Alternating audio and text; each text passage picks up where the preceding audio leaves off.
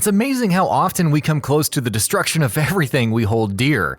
Video games serve as the perfect outlet in this respect, letting us glimpse into the future of many a ruined Earth.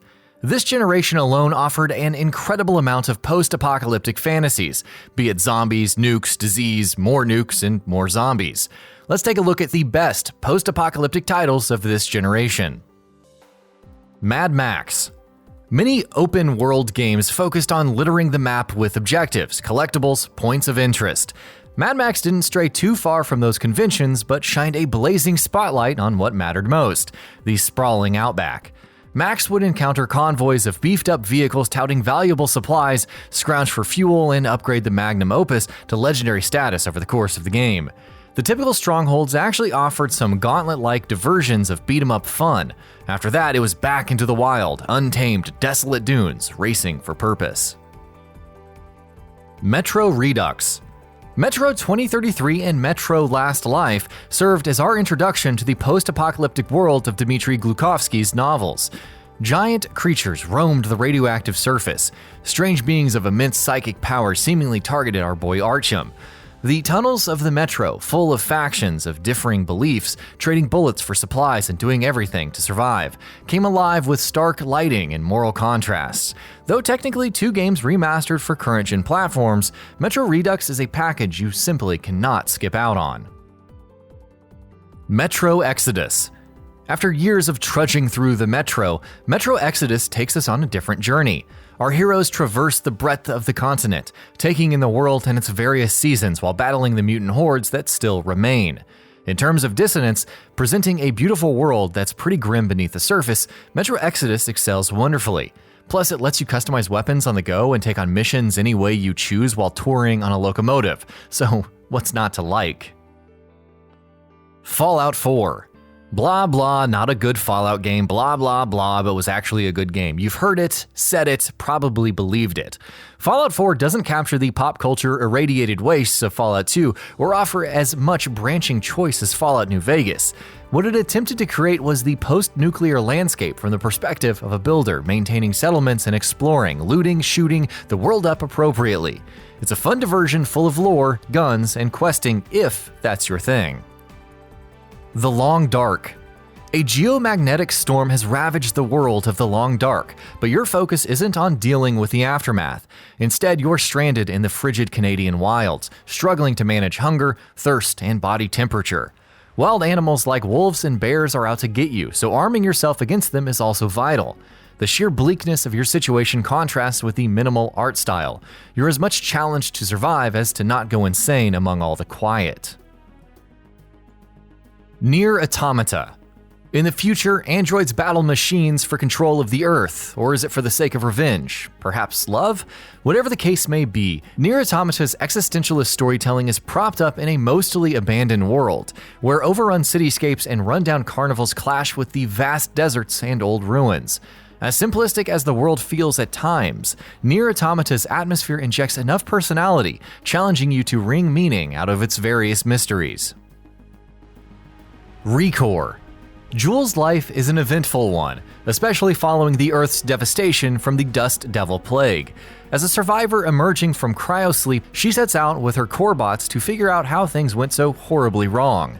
The near-endless deserts and loneliness, save for interactions with her core bots, makes for a fairly intriguing setup in RECORE.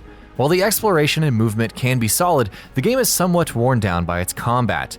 The Definitive Edition did make a host of changes though, improving the loading time and overall gameplay, so it's worth checking out at the very least. Tom Clancy's The Division. What would happen if one of the largest cities in the world suffered a virus outbreak? Tom Clancy's The Division poses that question and gives us a massive dark zone, originally built to quarantine infected civilians, but reduced to anarchy and corpses. It gives us a world perpetually covered in snow where basic infrastructure has collapsed and the lawless rule the streets. The solid looter-shooter gameplay had us coming back for more, but it was the Division's world, interactive car doors and all, that piqued our interest. State of Decay, Year 1 Survival Edition. From the initial hike in the woods to meeting Maya and eventually creating a settlement to live in, State of Decay always stood out as something different. Players could venture out into the world alone or with an ally to scavenge for supplies, clear out nests of infected, or rescue other survivors. The survival sandbox always felt grounded, if a little janky, and the Year 1 Survival Edition kept us invested with its DLC. Sunset Overdrive. The future in most games kind of sucks, but in Sunset City, the apocalypse, even if it hasn't hit the whole world, or so we think, is a blast. The game's radiant art style, stylish combat, and irreverent culture emphasize the feeling of freedom and rebellion. It's adventurous, involving, punk rock distilled into video game form, while also easy to hop into and enjoy. Soma. Much like Amnesia: The Dark Descent, Frictional Games doesn't immediately present the plot of Soma to the player. There's a jump in time and an isolated underwater environment teeming with organic machines. It's enough to simply survive the monstrosities roaming the hallways, but when Soma opens up and the player learns the fate of the Earth, their character's role, and what it means to be human, is when it really shines. Frostpunk. It's 1883 and the world has cooled a lot more rapidly than expected. Endless winter has set in and it's up to the leaders with generators to venture forth, constructing cities around them to stand a chance. When it comes to the harsh reality of survival, Frostpunk doesn't mess around. However, there is a certain beauty to the various huts around the generator, their little lights like stars shining around the giant warmth of its embrace. It's some respite, however brief, that things may improve. Gears of War 4. After the global eradication of the Locust and the Lambent in Gears of War 3, you had to wonder what direction the Coalition would go with in the fourth game. The world is a decidedly different place. The coalition of governments keeps its citizens contained in walled-off cities with robotic DBs to maintain order. Wind flares ravage the world, and a newish threat emerges in the swarm. Gears of War 4 is a much more adventurous narrative, as reflected in its new protagonist, JD Phoenix, and his friends Del Walker and Kate Diaz. The ties between the old and new are tenuous, but the appeal of destroyed beauty is still strong. Horizon Zero Dawn. Taking place in a ruined world that's since rebuilt itself, nature reclaiming cities as enormous machines roam the lands, Horizon Zero Dawn offered a different take on the post-apocalyptic. Aloy is born an outcast in a world of hunters, scavengers, and gatherers.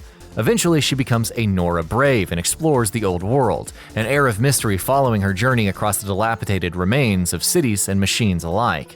It's a harrowing yet beautiful experience in its own right. The Last of Us Remastered. In essence, The Last of Us takes place in a universe overrun by infected, zombie-like creatures. A brutal virus has broken out, the world falls into ruins, militaristic groups rise up, you get the drift.